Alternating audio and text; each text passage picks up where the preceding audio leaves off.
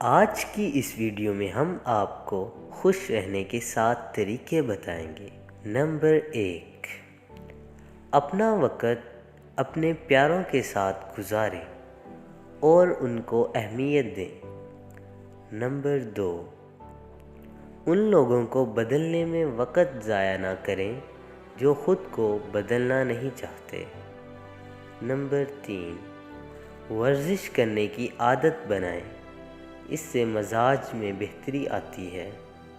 Number 4، سوچنے سے زیادہ کرنے پر یقین رکھیں، ہر وقت سوچنا ڈپریشن اور سٹریس کی وجہ بنتا ہے۔